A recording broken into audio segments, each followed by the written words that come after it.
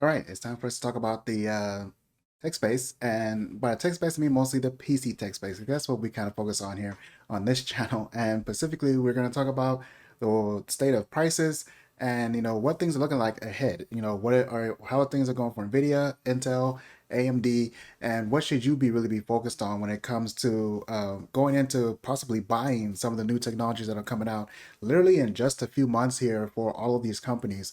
And what are some of the key things you should be looking out for? So we're kind of going to TLDR all of that, bring it into a very simplified, very broad overview, really, of what's going on and what things are looking at right now. First off, of course, starting off with some of the positive stuff. So if we take a look at the state of things in terms of what you can buy right now, things are looking very good.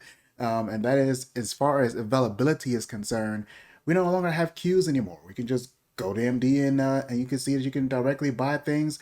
If you guys remember when I bought the 5700, I think it's the 5700, 6700, 6700, yeah, 6700 XT some time ago, and you realize I paid almost the price for 6900 for that card, and now you can get it back. You can get the 6900 XT at the $1,000. You get the 6950 XT for the $1,099. And of course, you have availability in all your different markets here, Newegg and stuff like that. And all this is great. However, I will interject here with what has been said across the web, and especially on different YouTube videos and their comments and things of that matter, which is correct, which is, it's a little bit concerning with the fact that we are now back to the MSRP of what we should have had almost 2 years ago for a lot of these items. So technically, we're stuck in a position where we're constantly going to be in an overpriced state, right? Because usually when a new product comes out, it comes out around the MSRP range. You may be charged more for third-party vendors, versions and stuff like that, AIBs, cards and things of that matter. But then that price slowly goes down a bit over the next year to 2 years and things of that matter. But because our prices was inflated so quickly, thanks to COVID and supply and demand and the huge blow to the industry all across the world, we don't get that, and we're in a bit of a weird position because now these things that have been out for almost 2 years now, they're back to the MSRP, and we don't get to take advantage of any sort of discounts due to time.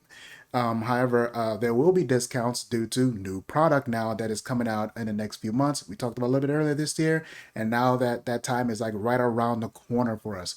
So expect to see these prices continue to fall a bit as we're going forward into the year and get into the later half of the year.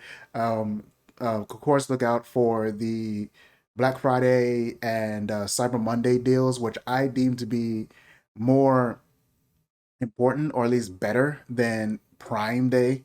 I didn't even say anything to you guys about Prime Day because I didn't do anything for Prime Day. I just kind of bypassed that and I stick to Black Friday and the Cyber Monday deals. I think those are better.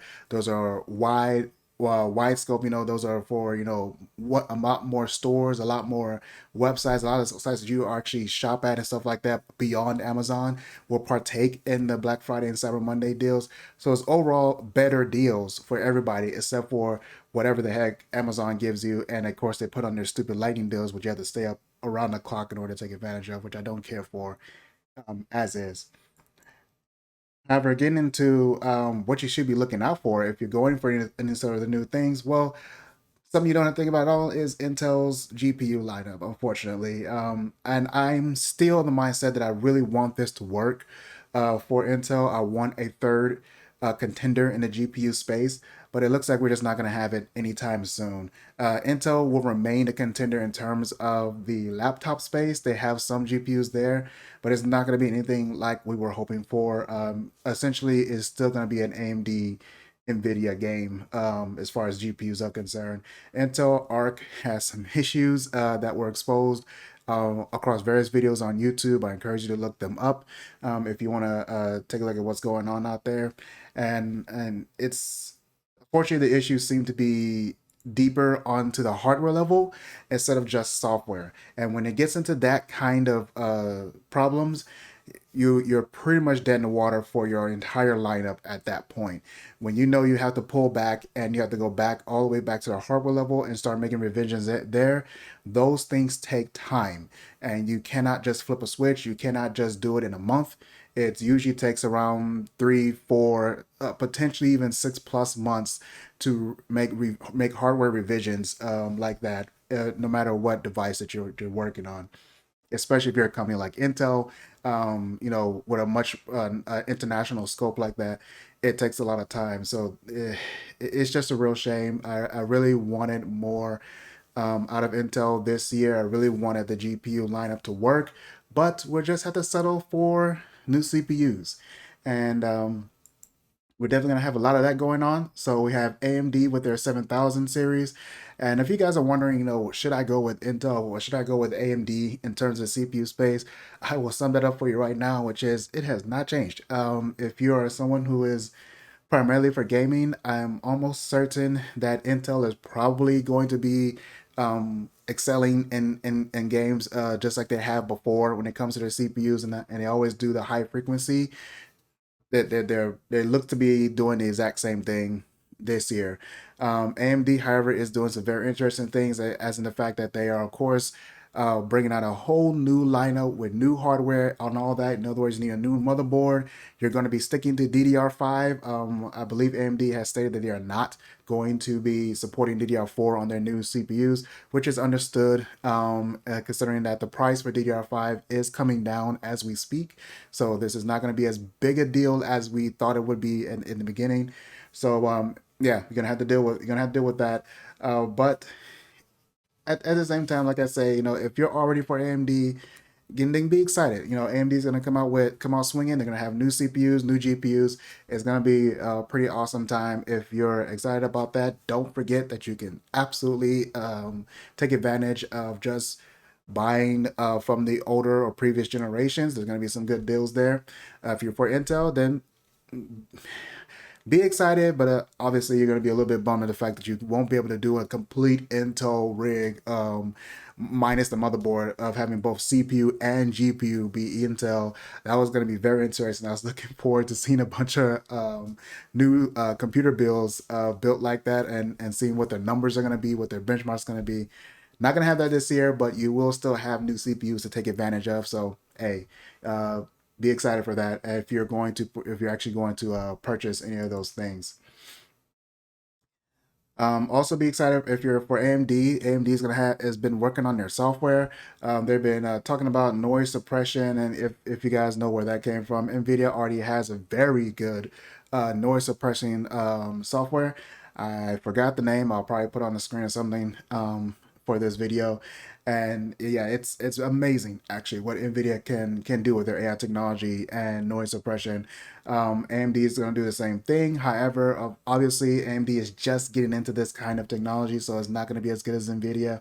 But they have been doing a lot of work on here, and check out some of their videos. They're pretty much letting you know piece by piece the kind of things that they're working on. I find their channel to be pretty interesting, but most importantly, more than noise suppression, Fidelity FX, and the things that AMD has been doing in that space, that is going to be very, very good. I've seen a lot of amazing things come out over the last couple months when it comes to this, and I'm very excited for where they're going with this. It's gotten much better, more than I think we even expected.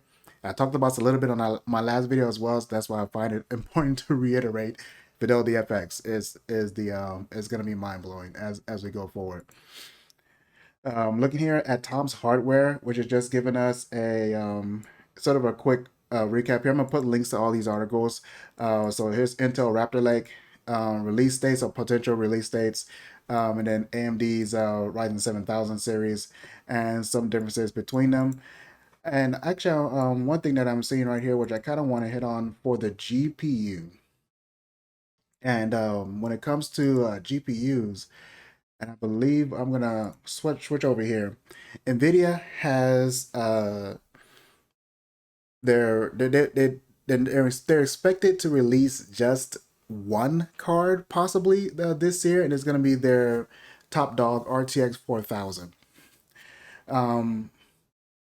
The things that we've been hearing when it comes to the new GPUs coming out this year is there is likely to be an increase in power draw for the new GPUs. Now, I don't have a clear confirmation for that just as of yet.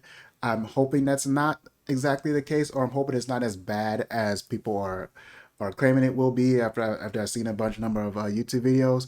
But keep that in mind. Check the power draw, check the TDP for these new GPUs coming out and for the new CPUs as well.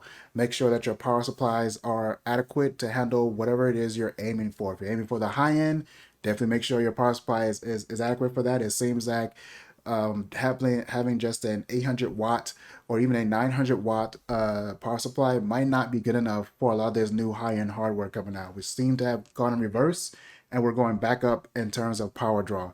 So that is, I don't know, I'm of two minds of it. On one side, I do understand. One side, I do understand that, yeah, as long as the performance is there, then I'm willing to, I'm willing to spend some more on power. I'm willing to let that light bill go up a little bit more if the performance is there. On the other hand, the whole point of going forward in technology is becoming more efficient with each iteration.